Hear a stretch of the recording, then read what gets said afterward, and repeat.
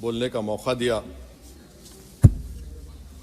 Sir, मैं हस्ब आदत और हस्ब रिवायत इसकी मुखालिफत में खड़ा हूँ और सदर जमहूरिया के खुतबे को अगर आप देखेंगे सर, तो उसमें पूरे खुतबे में लफ्ज़ मुसलमान तो छोड़िए, लफ्ज़ अक़लियत भी इस्तेमाल नहीं हुआ है।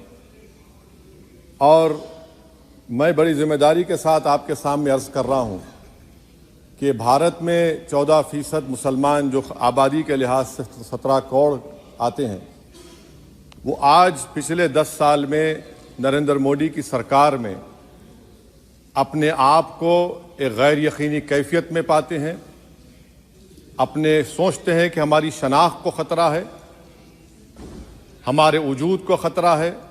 और मैं बड़ी जिम्मेदारी के साथ कह रहा हूँ कि जज्बात में लाए बगैर कह रहा हूँ कि आज 17 करोड़ मुसलमान अपने आप को ऐसा समझते हैं कि जिस ज़माने में हिटलर के ज़माने में यहूदी अपने आप को समझते थे। और उसकी मैं बताता हूँ क्यों समझते हैं, बताता हूँ आपको चंद मिनट में।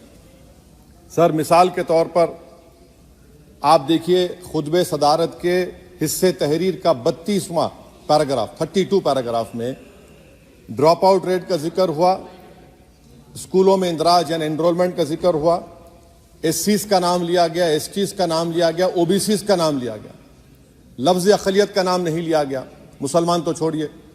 और सबसे ज़्यादा ड्रॉप आउट इस मुल्क में अगर स्कूलों में है तो मुसलमानों में है। सबसे कम एनरोलमेंट अगर है तो मुसलमानों में हायर एजुकेशन में। गवर्नमेंट का डेटा है सर कि मुसलमानों का जो स्टूडेंट ड्रॉप आउट है वो 14.42 से क्लास 1 से शुरू होता और वो क्लास 6 और 8 को पहुंचे अब तक वो 10.76 को पहुंचता है।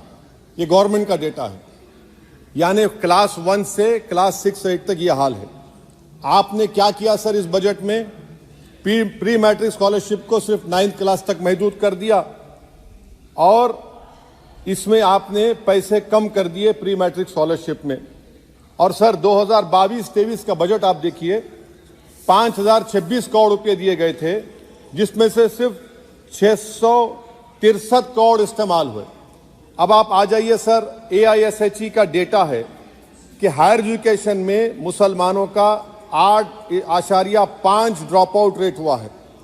2020-21 में गवर्नमेंट का डेटा बता रहा है कि 1,80,000 मुसलमान हायर एजुकेशन में नहीं है।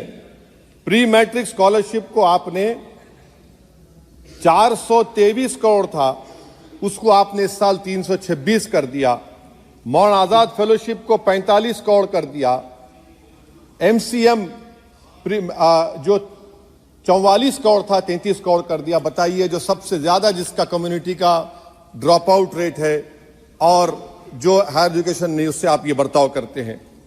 सर, दूसरी बात यह है कि हम ये देख रहे हैं कि 10 साल में इस सरकार में कोई हद नहीं छोड़ी है गलत हुक्मरानी की, नफरतों को भड़काने की, कोई हद नहीं छोड़ी गलत फहमियों को फैलाने की, और कोई हद नहीं छोड़ी इस मुल्क के अवाम नास को तर्क करने की।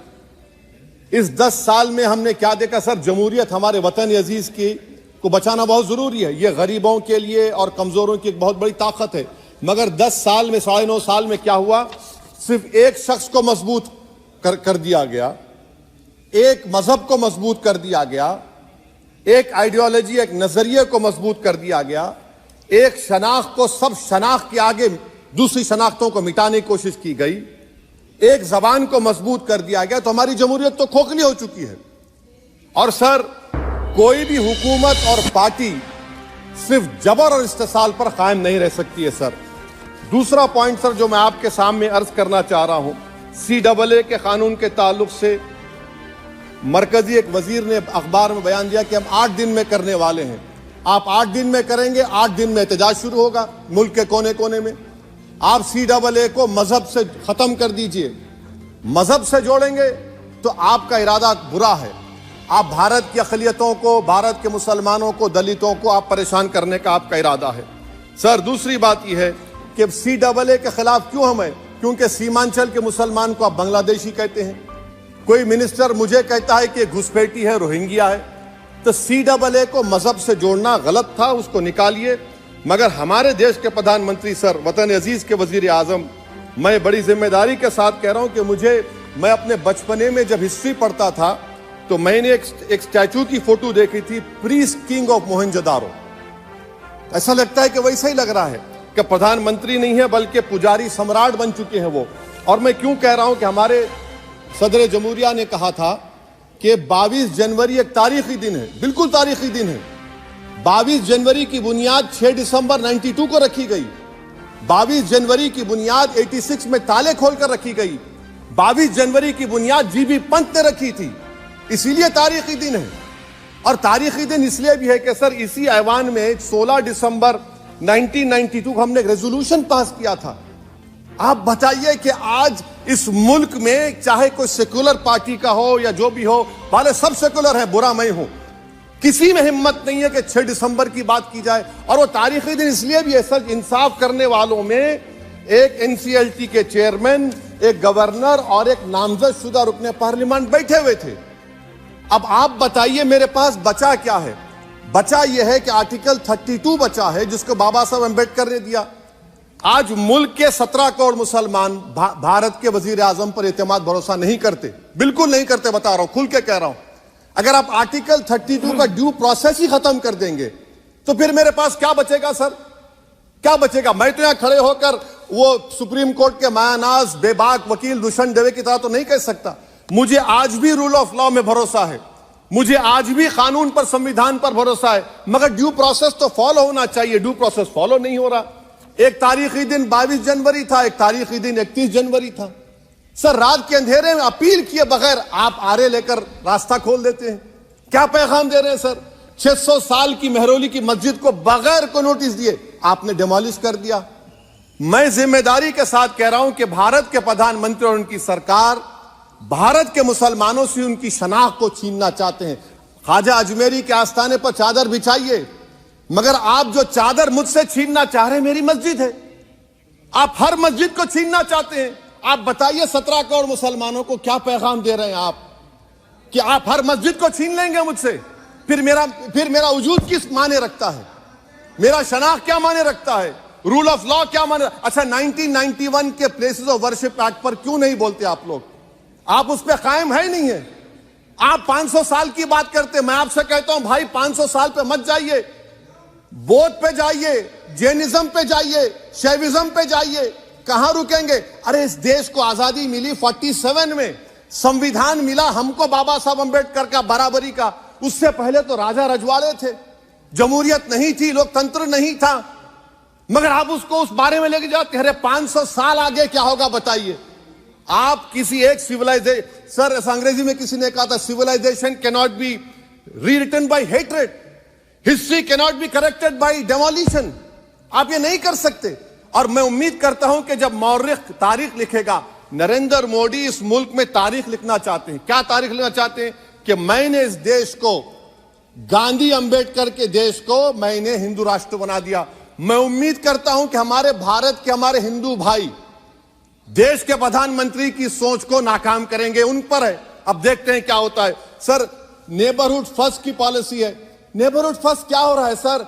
हम सोशल मीडिया के जरिए फॉरेन पॉलिसी चला रहे हैं। मालदीव छोटा मुल्क, वो हमको आंख दिखा रहा है, चीन की गोद में बैठ गया। हमारे लद्दाख में हमारे जो लोग जानवर को लेकर घास चराए जाते, वहां पर चीन की आर्मी आके रोक रही। बताइए, बांग्लादेश चीन की गोद में बैठा हुआ है। आप गैलेंट्री अवार्ड दे रहे हैं, क्यों दे रहे हैं? कि चीन बैठा हुआ है। तो आपका बफर जोन गया कहां भाई साहब? आपका बफर जोन तो कहां गया नहीं मालूम, गायब हो गया बफर जोन। और दूसरी बात सर, आप ये भी देख लीजिए कि यहां पर मैं आपको इंपॉर्टेंट पॉइंट ये बताना चाह रहा हूं सर। ये हम बोलते हैं India middle east economic corridor, कितना पैसा है बताइए? वो नहीं बताया जाता। अच्छा सर, सबसे तकलीफ दे बात मेरे लिए है कि भारत ने यूनेस्को का इलेक्शन पाकिस्तान से हार गया। हम पाकिस्तान से हार गए, ये आपकी फॉरेन पॉलिसी है। यूनेस्को के इलेक्शन हम पाकिस्तान से हार गए। अच्छा, मामला इजराइल का फलस्तीन का, गाजा का आया। अक्टूबर में 10,000 लोग मर गए, हमने यूएन में सीज फायर की तायीद नहीं की। दिसंबर आया, 20,000 मर गए, तो हमने तायीद कर दी। क्यों तायीद की? क्योंकि ग्लोबल साउथ को हमको फॉलो करना पड़ रहा है। भारत ग्लोबल साउथ को फॉलो कर रहे, मेरे लिए तकलीफ दे बात है। यह आपकी नाकामी का बहुत बड़ा सबूत है। इसीलिए हम बता रहे हैं कि यह सरकार की बहुत से नाकाम। सर, अलीगढ़ मुस्लिम यूनिवर्सिटी, आखिरी पॉइंट, अलीगढ़ मुस्लिम यूनिवर्सिटी। सर, आप उत्तर प्रदेश से आते हैं। सर, 81 में एक्ट पास हुआ। हमारा लॉ ऑफिसर कोर्ट में कहता है कि मैं पार्लियामेंट के एक्ट को नहीं मानता। कैसे नहीं मानते सर? क्या नरेंद्र मोदी ने पार्लियामेंट को नॉमिनेट किया या पार्लियामेंट ने नरेंद्र मोदी को प्रधानमंत्री बनाया? बताइए। 81 के एक्ट को नहीं मानते। सर, 2 ही तो सेंट्रल यूनिवर्सिटी है मुसलमानों के। 1,80,000 आप ही के सरकार के दौर में मुसलमान हायर एजुकेशन निकल गए। आप अलीगढ़ मुस्लिम से छीनना चाह रहे हैं। Theory of separation of powers में एग्जीक्यूटिव हमको डिक्टेट करेगा। मेरी आवाज तो पार्लियामेंट है, अब मेरी आवाज के खिलाफ एग्जीक्यूटिव सुप्रीम कोर्ट में बोलता है। अलीगढ़ मुस्लिम यूनिवर्सिटी से इतनी नफरत क्यों है आपको? वहां पर तो हिंदू भाई भी पढ़ते हैं। सर, ये अलीगढ़ मुस्लिम यूनिवर्सिटी का मामला है सर। तो मैं आपसे इस बात पर, इस शेर पर अपनी बात को खत्म कर रहा हूं सर। आप भी उर्दू दां हैं जी। मसीहाओं को जब भी आवाज दी है, अहमद फराज का शेर है जी जी। मसीहाओं को जब भी आवाज दी है, पलट कर आ गए हर बार कातिल। मसीहाओं को जब भी आवाज दी है, पलट कर आ गए हर बार कातिल। वहां क्या दाद खाही क्या गवाही, वहां क्या दाद खाही क्या गवाही, जहां हो मुंसिफों के यार कातिल। सर, मैं फिर से हुकूमत से मुतालबा करता हूं कि अल्पसंख्यक समाज के बजट के स्कॉलरशिप को आप डिमांड ड्रिवन करिए। भारत के प्रधानमंत्री, प्रधान सेवक रहिए। आप कोई प्रीस किंग मत बन जाइए।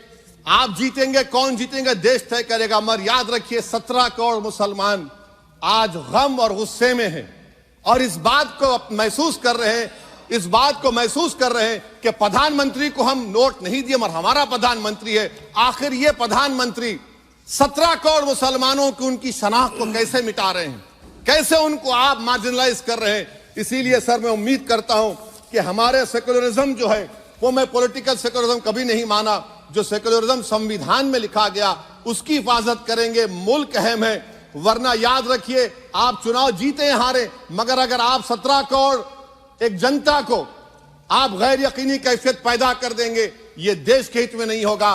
बल्कि हम तो उम्मीद कर रहे हैं कि ड्यू प्रोसेस अदालत फॉलो करेगी। अदालत अगर एक तरफा फैसले करेगी तो गलत होगा। सर, बहुत बहुत शुक्रिया। श्री राम